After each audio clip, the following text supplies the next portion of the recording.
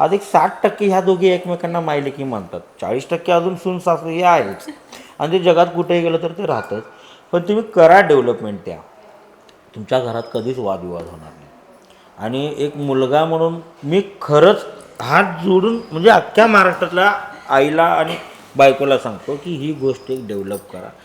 नाहीतर मुलं तुमची म्हणजे काय म्हणतात त्याला नवरा किंवा तुमचा मुलगा इतका डिप्रेशनमध्ये जाईल ना भविष्यात येणाऱ्या काळात.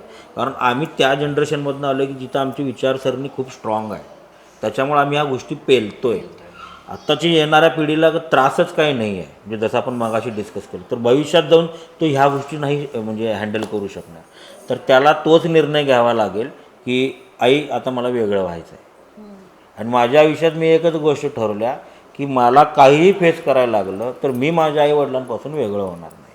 मला भलेही तिथं माझ्या बायकोला दुजोरा द्यायला लागला तरी चालेल.